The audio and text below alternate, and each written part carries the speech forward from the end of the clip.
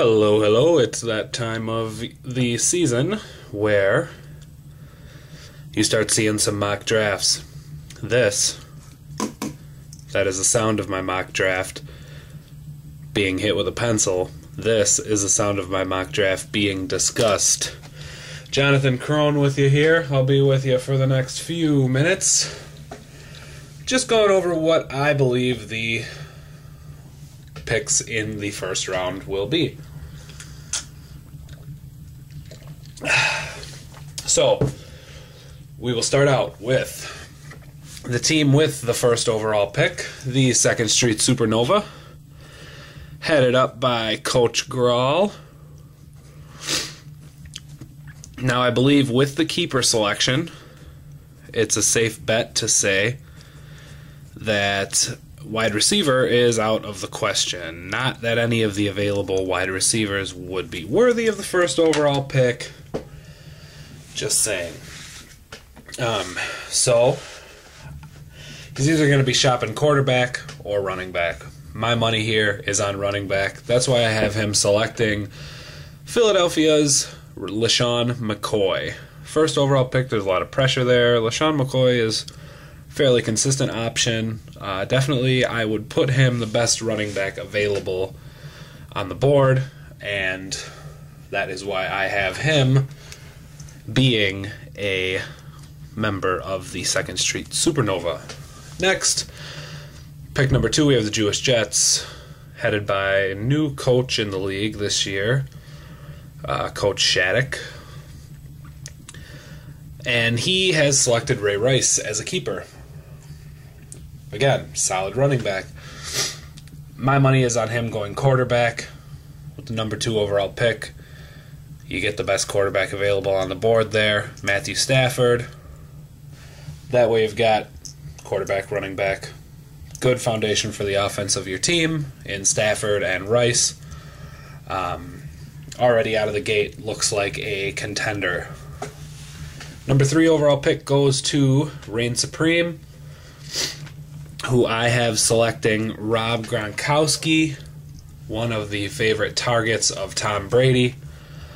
An interesting situation here as Supreme has selected a quarterback as his keeper. So he is looking for a target for that quarterback. In my opinion, with Welker being selected as a keeper, goes Gronkowski here.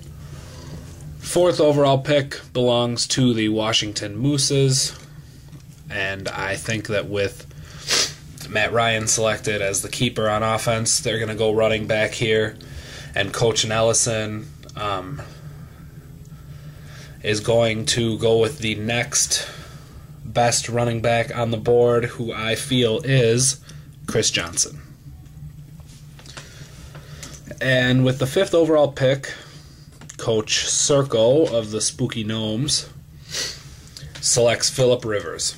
He's had success with Rivers before, so I could see that comfort level being there a little bit where he can bring Rivers back and hopefully jumpstart what was a, we'll just call it a disappointing team last year.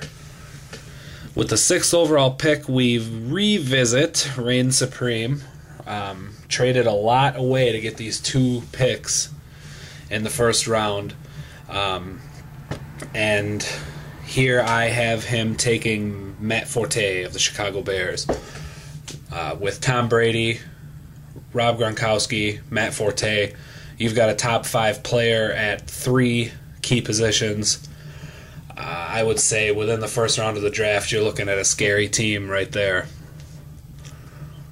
7th overall pick belongs to Bleeding Green, Coach Randy Mathers. I have him taking Michael Vick, guy who can help him through the air and on the ground, although Vick only had 1 rushing touchdown last year.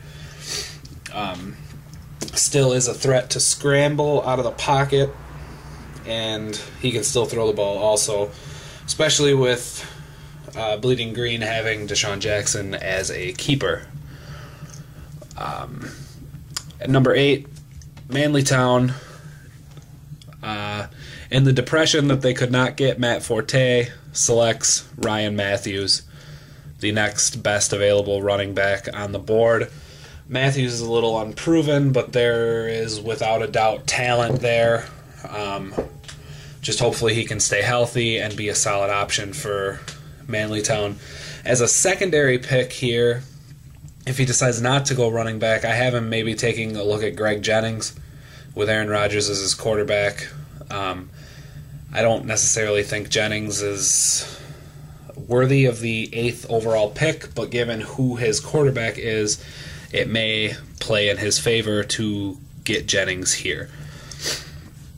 Number 9 belongs to Sunshine Love, and I have Coach Mark Ward selecting Larry Fitzgerald and his award-winning smile. Fitzgerald was a staple for this offense last year. Kept Tony Romo. Initially had Fitzgerald selected as a keeper. Now I think with the switch, they are targeting Fitzgerald. 10th overall pick belongs to the Vipers, who I have selecting Victor Cruz, getting a prime target there for quarterback Eli Manning. Cruz had an impressive year last year, and many hope that he can repeat his success this year. 11th overall pick belongs to last year's champion, the king of controversy, Team Ginger with Coach Brett Zimmerman. Ginger loving controversy. I have him taking 11th overall, possibly a controversial pick, in Peyton Manning. I know that a lot of people aren't buying him this high, but in a keeper league, everybody is drafted higher, and then again, a 16-team league, everybody is drafted higher. I think Manning here is a good pick, assuming he can stay healthy. As a secondary pick, I've got him taking Robert Griffin. Robert Griffin overall would definitely be controversial, and Zimmerman himself has said, in the words of Eric Bischoff, controversy creates cash. The 12th overall pick belongs to Team Salad. Won his division last year. No doubt is going to be looking to win his division again. And I have him taking Adrian Peterson here.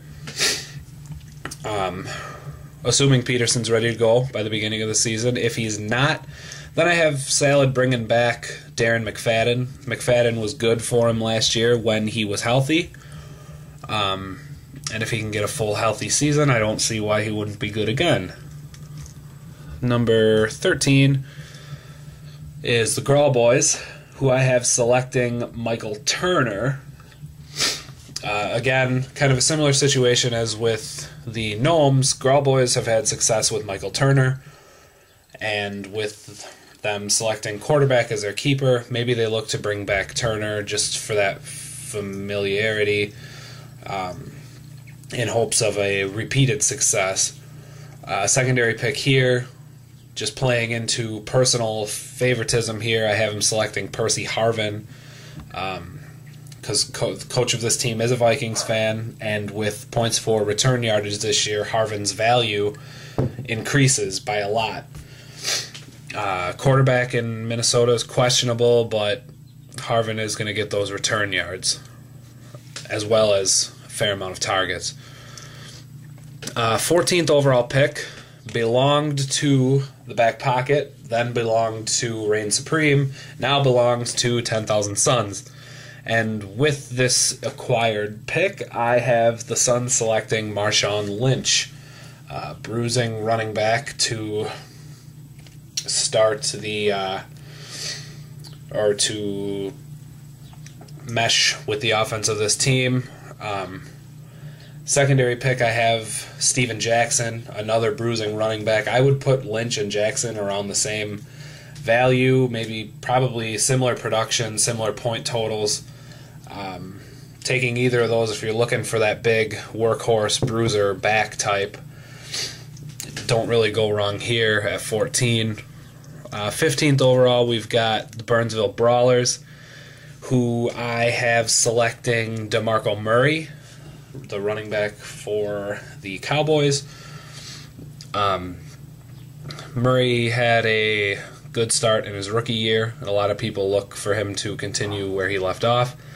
As a secondary pick, I have him taking Steve Smith. Again, I don't think Steve Smith I don't think Steve Smith going 15th overall. I think that's a stretch of his value, but because Brawlers has Cam Newton, Steve Smith's value increases for him. And with the last pick in the first round is the legendary baseman, who I have working on the receiving core a little more and adding Andre Johnson to play opposite of Jordy Nelson. Now, I know that would leave the quarterback and running back spots open, but I think Andre Johnson is probably one of the best available players on the board at this point, and you really can't go wrong with having two solid receivers. Maybe he builds that receiving core and has the best receiving core in the league. Secondary pick, I have him taking Greg Jennings if Manlytown doesn't. Again, kind of a similar thing. You get both of Green Bay's top receivers, and all of Green Bay's passes go towards your point total. Anyway, that is my mock draft. I may try to squeeze another one in here before the start of our draft in 2 weeks now, I believe. That is all. I hope you enjoyed it. Sound off with comments if you have them, questions, concerns, blah, blah, blah, blah, blah. Jonathan Crone signing off. I love you all.